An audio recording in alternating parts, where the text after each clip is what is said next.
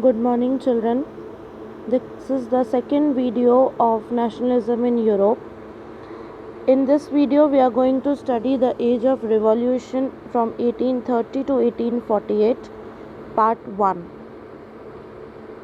As conservative regimes tried to consolidate their power, liberalism and nationalism came to be increasingly associated with the revolution in many regions of Europe,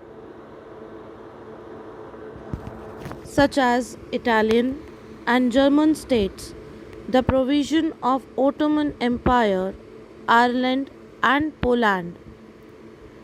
These revolutions were led by liberal nationalists belonging to educated middle class elite, among whom professors, school teachers, clerks, and members of commercial middle class were there. The first upheaval took place in France in July 1830. The Bourbon kings, who had been restored to power during the conservative reaction after 1815, were now overthrown by the liberal revolutionaries. Liberal revolutionaries were those who installed a constitutional monarchy with Louis Philippe at its head. When France sneezes, Metternich once said, the rest of the Europe catches cold. This is a very famous line of this chapter, as this can come in 1 mark question, that who said when France sneezes the rest of the Europe catches cold. It is said by Metternich. The July Revolution sparked up an uprising in Brussels, which led to Belgium breaking away from the United Kingdom of Netherlands. An event that mobilized nationalist feeling among the educated elite across Europe was the Greek War of Independence.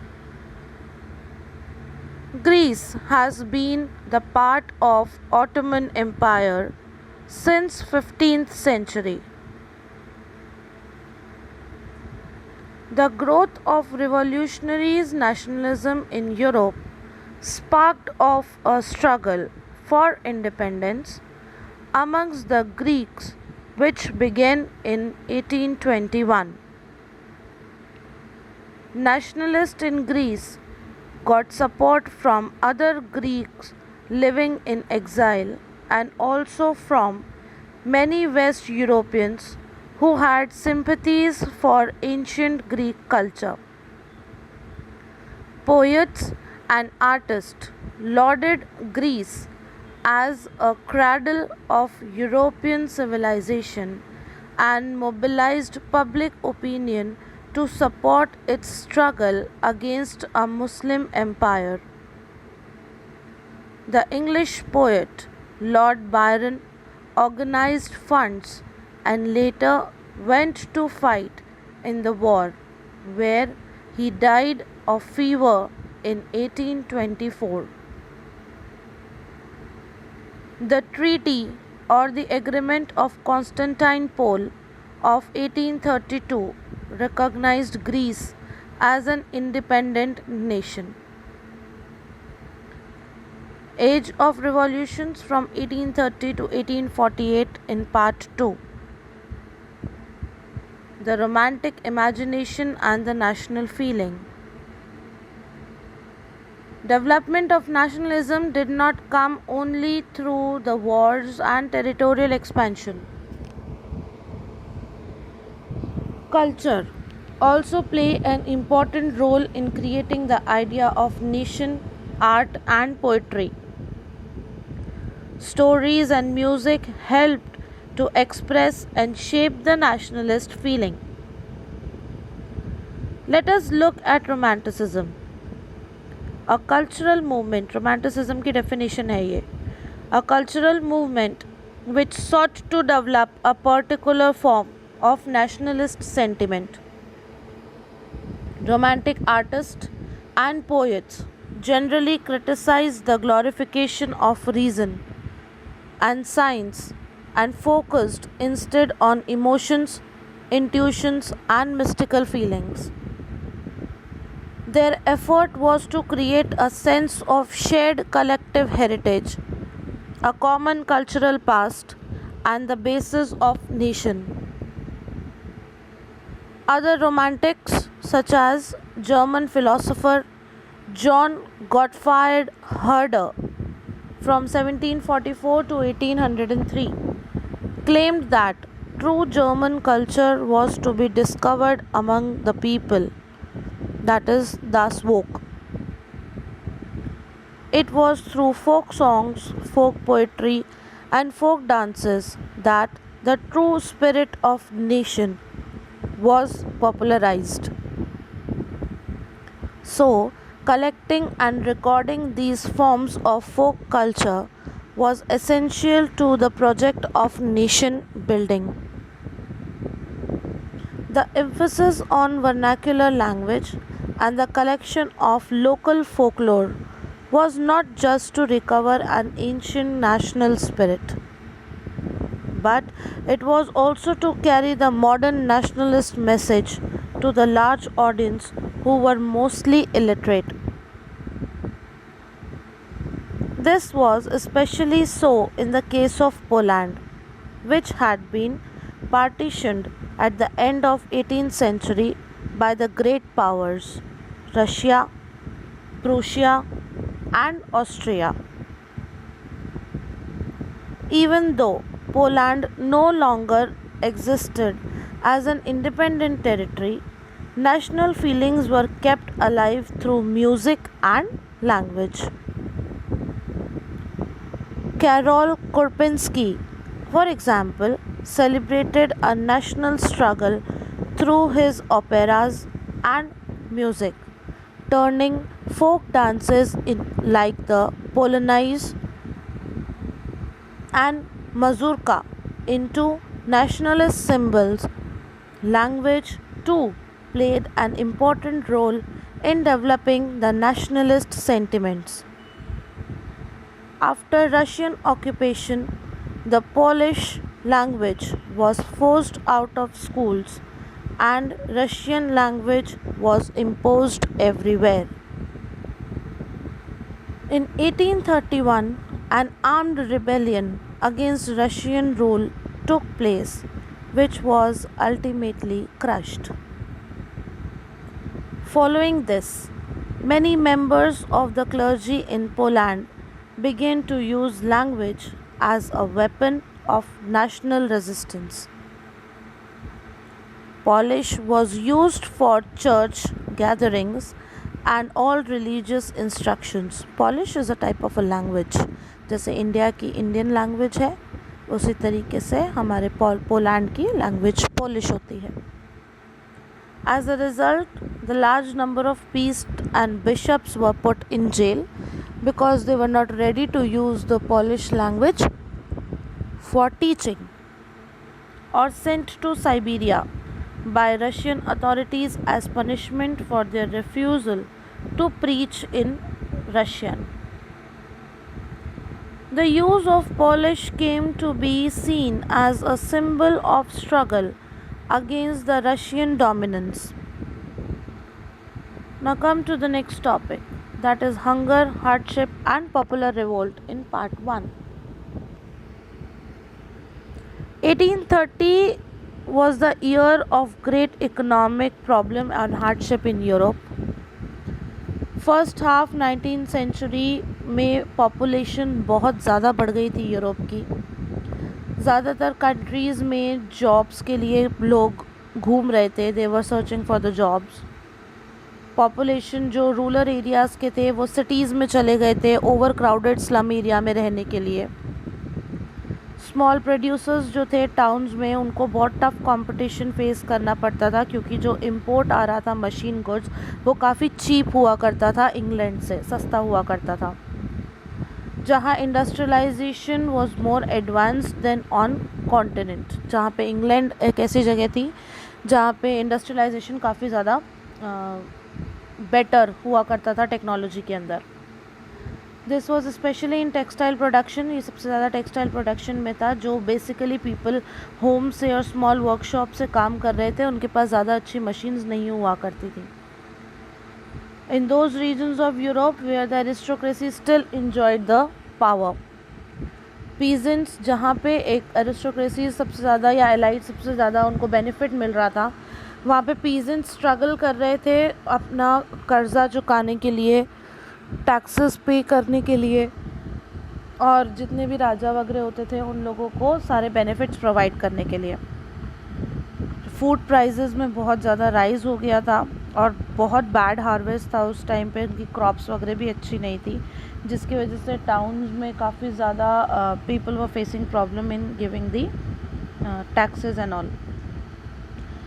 जो year था 1848, वो इसी type का एक year था जिसमें सबसे ज़्यादा इनको हार्डशिप फेस करनी पड़ी। फूड शॉर्टेज हो गया था, फूड नहीं था, कमी थी, और बहुत ज़्यादा अनएम्प्लॉयमेंट था, जिसकी वजह से पॉपुलेशन जो थी पेरिस की वो रोड पे आ गई थी अपना गुस्सा प्रदर्शित करने। ठीक है, barricades were erected and Louis Philippe were forced to flee, भाग गया लुइस फिलिप वहाँ से, इतनी प्रॉब्लम उसको फेस करनी पड़ रही थी। नेशनल असेंबली ने प्रोक्लेम किया रिपब्लिक के लिए और बोला कि आप हमें वोट दो, granted suffrage to all adult, जितने भी जने 21 ईयर्स से अबव थे उनको बोला कि आप हमें वोट दो, हम तुम्हें गारंटी देते हैं राइट टू वर्क की।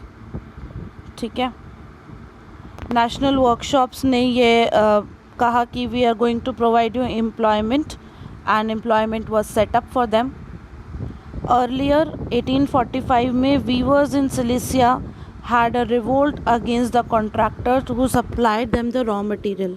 सिलिसिया के अंदर जो वर्कर्स थे उन्होंने अपने कॉन्ट्रैक्टर के अगेंस्ट में, जो उनको रॉ मटेरियल देता था उसके अगेंस्ट में क्या किया था, रिवोल्ट किया था, एंड और gave them orders to furnished textiles but drastically reduce their payments. Contractor ने क्या बोला कि तुम्हें मैं ऑर्डर दे रहा हूँ काम करने के लिए कम टाइम के अंदर, और तुम्हारा पेमेंट बिल्कुल कम कर दिया है, तुम्हें इस ऑर्डर को कंप्लीट करना है,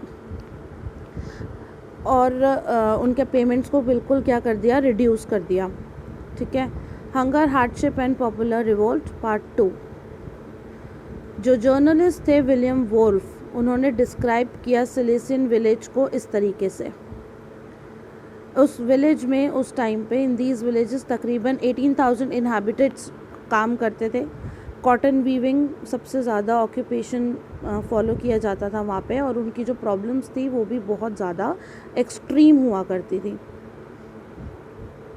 डेस्परेट नीड्स थी जॉब्स की, और the desperate need for the jobs has been taken advantage by the contractors to reduce the prices of the goods they ordered. लोगों को काम की ज़रूरत थी, बहुत सारे लोग थे, तो कॉन्ट्रैक्टर्स कम वेजेस पे क्या करते थे, बहुत सारे लोगों को हायर करके काम कराया करते थे।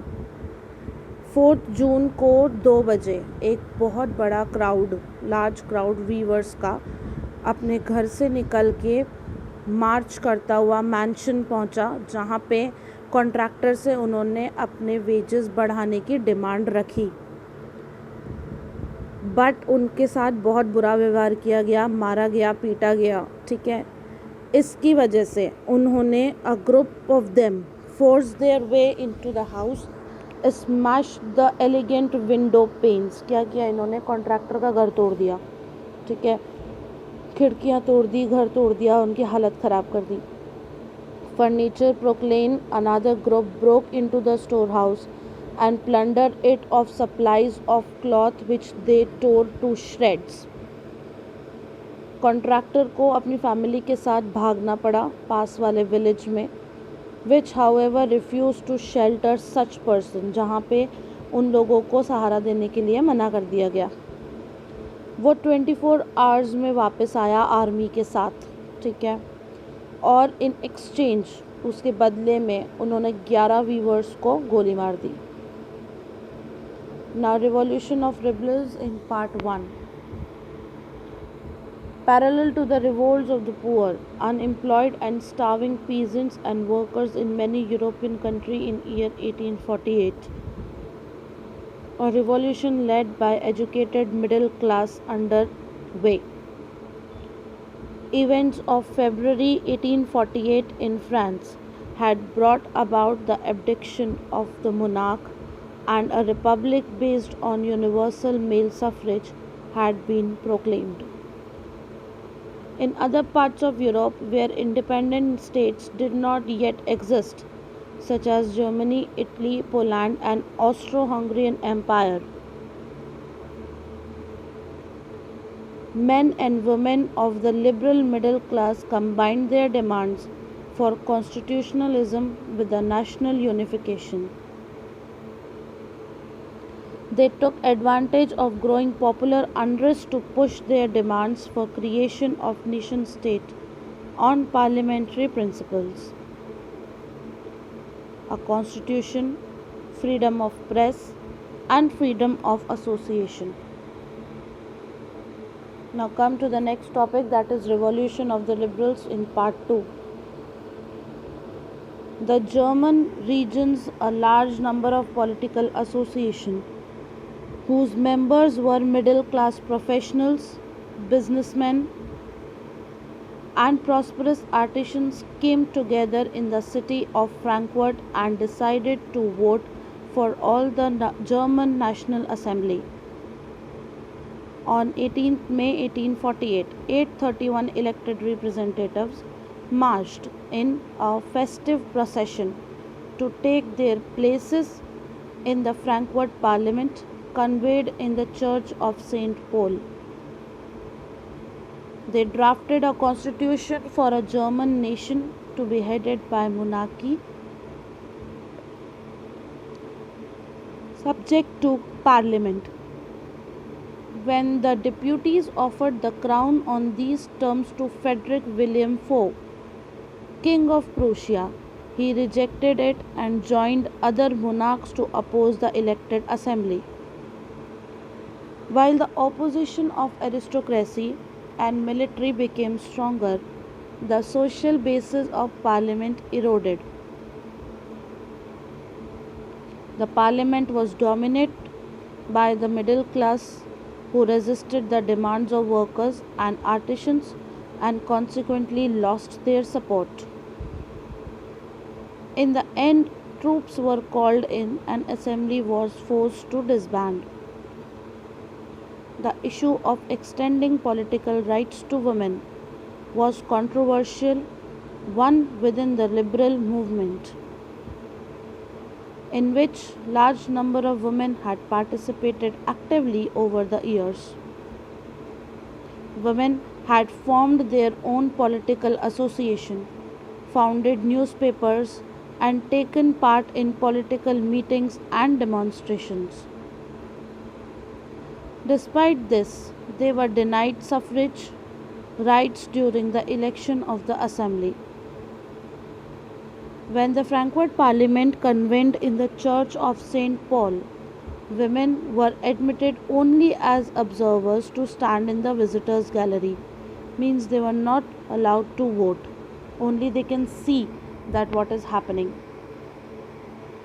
Though the conservative forces were able to suppress the liberal movements in 1848, they could not restore the old order. Monarchs were beginning to realize that the cycles of revolution and repression could only be ended by granting concessions to the liberal nationalist revolutionaries. Hence, in the years after 1848, the autocratic monarchies of Central and Eastern Europe began to introduce the changes that had already taken place in the Western Europe between 1815. The serfdom and the bonded labor were abolished both in Habsburg dominance and in Russia. The Habsburg rulers granted more autonomy to Hungarians in 1867. Now, in our next video, we are going to study the unification of Italy and Germany.